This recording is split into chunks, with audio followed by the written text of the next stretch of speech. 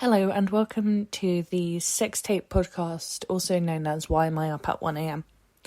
This podcast contains strong language and scenes that some viewers might find uncomfortable.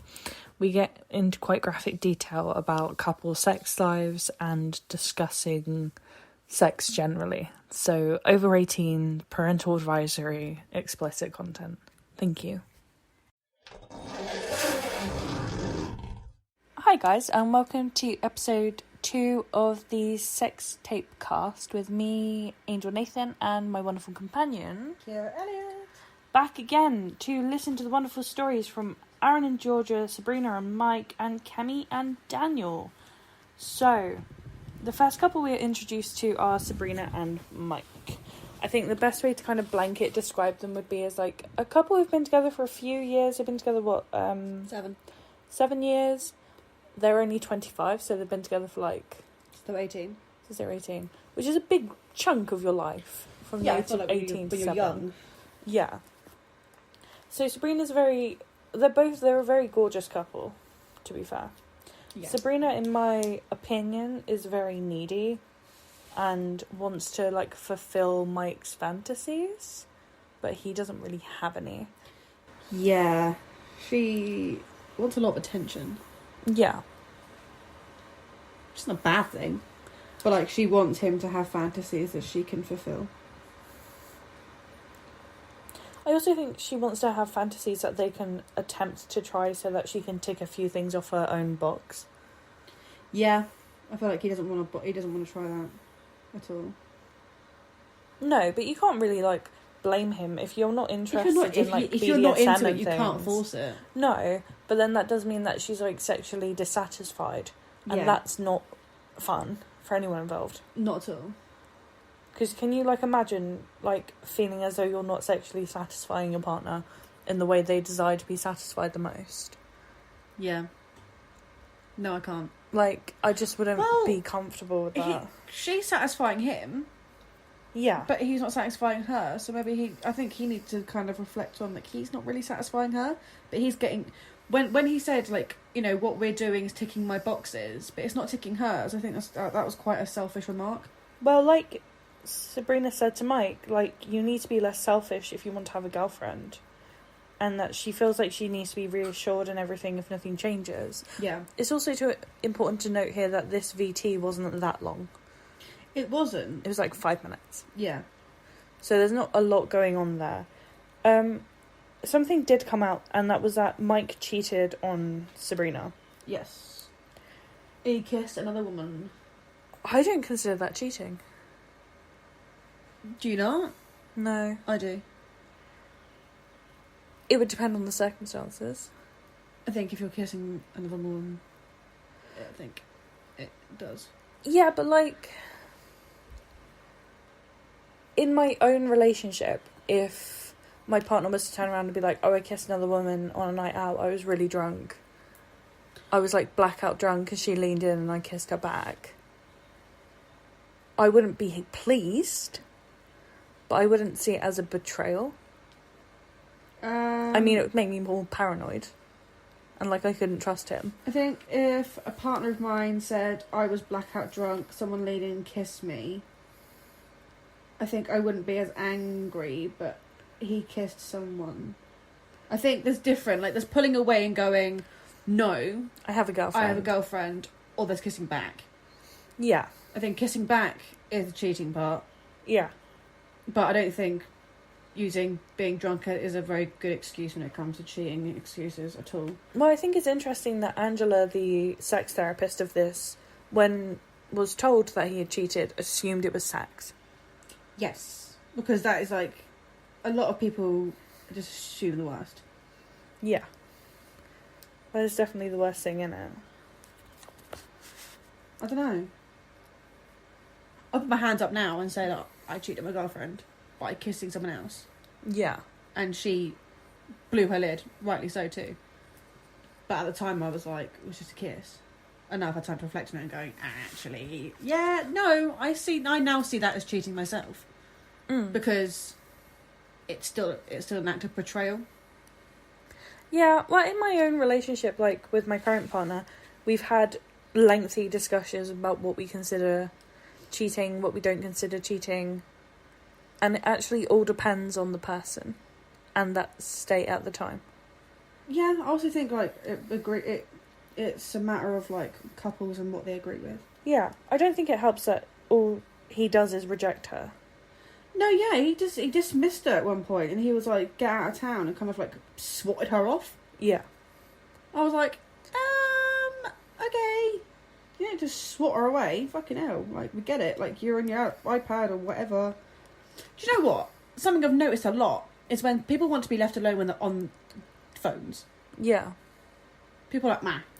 I'm guilty from it. I'm always on my fucking phone. And I very much feel like if I'm typing something out and someone's trying to talk to me, I'm like, nah. Yeah. But, like, I feel like if your girlfriend's really looking for attention and you're on your iPad, I don't feel like swatting her away is a very good approach. I feel like there needs to be rules around technology in relationships now. Not necessarily rules, but kind of just givens. Like, there's a given in my own relationship that, like, me and my partner won't be on our phones constantly. And we'll actually talk to each other and communicate. Yeah. And, like, share a moment and watch whatever we're watching together. Yeah. Like, we kind of have, like, not a no phones rule, but kind of like this is us time now. But, like, not, like, said out loud. You just both do it. No, it's just it's just kind of expected from both of us. It's just an instinct to do it. Yeah, but if I pick up my phone, he'll pick up his phone. And then the minute he's kind of picked up his phone, I'll kind of notice that he's picked up his phone, and then I'll put my phone down. Because it's like, oh, I've obviously been doing this thing for too long, it's probably pointless. Yeah. So now you're bored. I'm sorry, let me just talk to you. Or, like, if I'm doing uni work or whatever, I will tell him that I'm doing work when he's over. And if he wants to discuss it with me or discuss anything with me, he's more than welcome to, but I'm not paying full attention to what he's doing. Yeah. I just feel like an issue in this relationship is literally the lack of communication and the lack of willing to be open in terms of their sex life. The sex life seems pretty alright, but it's not what she wants. Yeah, like, I didn't watch them have sex again, like, the sheets were over, and go, oh, that looks absolute pants. Like, that looks absolute shite. I'd be so disappointed. I was like, right. Yeah, it looks alright, like, I wouldn't be upset. But I guess if you're but I think if I had that expecting mass something fantasy, else, then... yeah, if you're expecting something else or more of an input on it in one way or another, and they're not reaching that kind of level with you. Also, I can feel like doing the same thing for 7 years and having that desire for 7 years and it not being met. Yeah. Like, I can imagine she's probably getting a little bit pissed off by it. I'd just go to a BDSM sex club at that point. Do they even exist in the UK? Yeah. Should we go to one? Yeah. Just outing myself there. And me at the same time. Sorry! Don't worry, I will invite my partner. He'll love it. Probably. Probably. He's as bad as me at this point.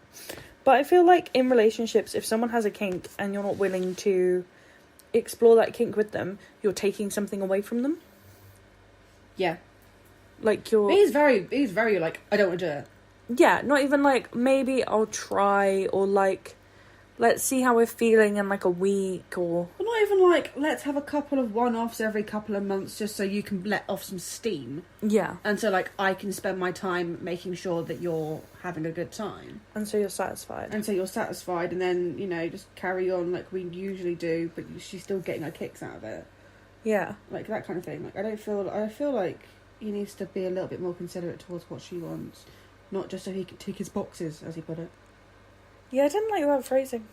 I didn't either. I was like, this is not all about you, my dude. Like, yeah, you're having a fucking great time, but your girlfriend over here is suffering, wanting you to choke her. Come on now. Yeah. Just wrap your hands around her throat. It'll be alright. You can't fuck it up that badly.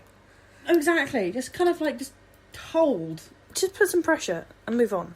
Like, because his whole point in it was like, oh, he thinks he'll fuck it up, or like he'll hurt her or whatever. But that's what she wants. Give the woman what she's asking for. Sabrina and Mike, if you come across this podcast, I don't know why you would, but if you do, Mike, listen to me. Satisfy your woman. Before you lose her. Just tie her up and get it done with. He's a bot for sure. Oh, dude. He's so getting pegged on a weekly. No, I don't think he is, but I think she wants to. She would. She would. Maybe he doesn't want to because he sees himself as a massive closeted bottom. Maybe he feels guilty for kissing someone else. Oh, maybe. He did look pretty guilty. He looked really bad. Headlights, like, fuck. Yeah, he looked really, like, regretful for what he did. Yeah. Oh, God. Maybe they were, like speculation time. Maybe they were, like, experiencing and, like, trying all this BDSM stuff, and then the kiss happened around that time, and then since he just hasn't wanted to do it. Wow. I also feel like she's probably looking for, like, loads of attention because she's insecure about the fact that he kissed someone else. Yeah, but then that can be very draining. Looking, like, if someone's constantly wanting you... That would really piss me off, I think. I think if someone was, like, constantly hammering for kisses and shit like that, I'd be, like, I would eventually, after a long amount of time, just be like, go away. Yeah, so would I. Well, I'd snap and then be like, I'm really sorry. I'm really sorry, I will tie you up now. But what? I'm really sorry, I'll tie you up now. Oh, you know, like how Mike isn't doing that for Sabrina. Oh. Ooh. But no, I do feel like if I was being hounded for attention all of the time, when it got to the bedroom, it'd be like, let's just do what we normally do and then move on. Yeah, I feel like if she weren't to give him so much fucking attention all the fucking time, when it got to the bedroom, then maybe he'd appreciate it a bit more. Well, like Georgia, one of the other couples, said that, like, if she stopped chasing him, he'd want her more. Yeah. Because all she's doing is, like, hounding him. But just putting him off her. It's a tricky one. I feel like this episode has kind of currently a bit of a weaker episode than the previous one. Because, like, at the beginning we had, like, Brad and Victoria. Yeah, we had, like, a really colourful kind of couple to start it off with. Like, I feel like this is, like, a slow start to the episode. Yeah. Because, like I said, the VT was, what, like 10 minutes? Yeah, maybe. So, like, hopefully the episode picks up. Because, like, yeah, she's not getting spanked, but also there's ways around that. Like, I don't feel like them talking about it is going to help their relationship much in this setting. And I feel like this type of thing, this type of show is there to help people who need help the most. And all they kind of need to do is just talk. Communication is key. Exactly. On to the next couple. So, we just finished watching the end of episode 2 with the last couple, Kemi and Dan. Mm-hmm. What do you think? I don't like him. Yeah, she really, really loves him. He really, really loves her, but I don't know. There's some aspects of that relationship that I'm fucking not happy watching. He reminded me of a stroppy teenager. Yeah. So he worked, like, 12 hours a day, which is fair, is a long shift. But, like, she cooked him dinner one night, and he said it was disgusting. Yeah, and then threw his corn onto her plate. Yeah.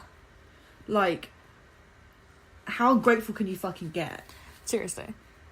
Like, there, you know, if you're not happy with it, cook your own fucking dinner. And she stayed silent. Like, she was feeding their child. Yeah. And he's come back. And he's saying that treating way. her so badly. He's treating her like that. And he's getting snappy at her for small things. Because he's tired. He's ungrateful. As well. Which fucks me off. It's like, if you don't like your partner's cooking that specific night, say it nicely.